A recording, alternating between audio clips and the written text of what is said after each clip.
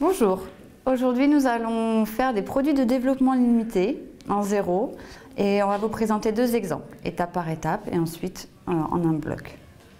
Nicolas va vous présenter cet exemple. Alors nous allons calculer un produit de DL en 0, donc de ln de 1 plus x, tout ça au carré. Alors pour effectuer des calculs de développement limité, faites attention au point auquel vous allez faire votre calcul et à l'ordre qu'on vous demande. Ici, nous allons nous contenter de faire des développements limités en 0. Donc ln de 1 plus x, c'est un développement limité usuel, donc bien en 0. Donc ce qu'on va faire, c'est qu'on va commencer par donner l'expression du dl de ln de 1 plus x à l'ordre demandé. Donc ici, c'est à l'ordre 4. Et donc mettre cette expression au carré et voir les termes qu'on garde et ceux qu'on enlève. Première étape, posez-vous la question de quelle formule je vais avoir besoin. Ici, on va faire du produit de développement limité, on sait qu'on va avoir affaire à des produits.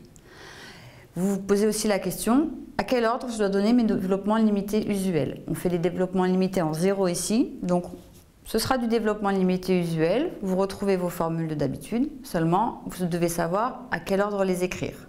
Donc vous les écrivez à l'ordre qu'on vous demande dans la question. Ici ce sera l'ordre 6, vous écrivez à l'ordre 6. Donc on commence par écrire le dl de ln de 1 plus x. Donc qui est égal en 0 à x moins x carré sur 2 plus x3 sur 3 moins x4 sur 4 plus un petit taux de x4. Mais ici on se rend bien compte que vu que par la suite on va mettre donc cette expression au carré, il n'est pas nécessaire d'écrire le terme d'ordre 4 parce que nécessairement il sera multiplié par un terme d'ordre x et donc on aura un petit taux de x4. Donc ici on va effectuer donc la multiplication du dl de ln de 1 plus x par donc lui-même.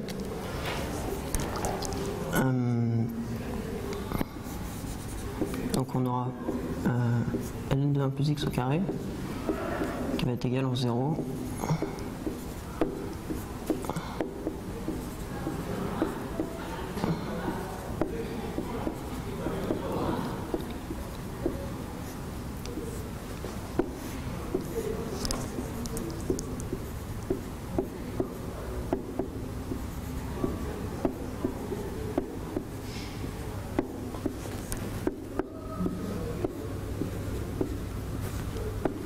Ensuite, vous développez votre produit comme d'habitude et puis les termes qui sont de degré trop grand, vous les enlevez. C'est pour ça qu'on appelle ça un développement limité. On fait du développement, mais on limite nos calculs aux ordres inférieurs à l'ordre demandé. Ici, sur l'exemple, c'est l'ordre 6. On va garder tous les termes de degré inférieur ou égal à 6. Donc il nous reste à distribuer et donc ce qu'on va faire c'est que vu qu'on nous demande un développement limité à l'ordre 4, c'est qu'on va garder uniquement les termes qui sont à la puissance 4 ou qui sont à une puissance inférieure. Donc on développe le x, donc on va avoir du x carré moins x3 sur 2 plus x4 sur 3. Et donc pour la suite on aura du x5, donc on ne va pas l'écrire. Ensuite on développe le moins x carré sur 2. Donc on va avoir du moins x3 sur 2 plus x4 sur 4. Et pour la suite c'est pareil, on voit qu'en développant on aura des puissances supérieures à la puissance 4. Donc c'est pas nécessaire de les écrire. Et donc on multiplie celui-ci. Donc on va avoir du x4 sur 3. Et pour la suite, encore une fois, c'est pas nécessaire de les écrire. Donc plus un petit taux de x puissance 4. Ensuite, il nous reste à réduire. Donc on a un unique terme en x2.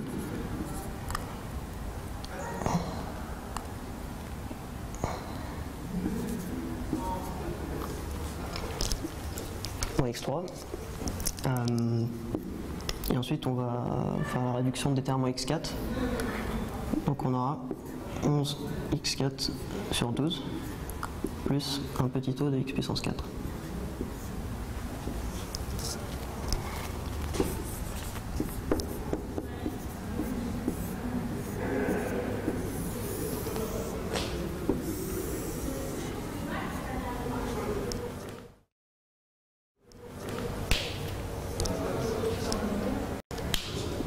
Donc ici on se voit que le terme du développement limité qu'on a écrit au début, en x puissance 4, on ne l'a pas exploité parce que nécessairement multiplié par un terme donc x ou d'une puissance supérieure, ça nous aurait donné un petit taux de x4. Donc on aurait pu voir que dès le début, c'était pas nécessaire de l'écrire.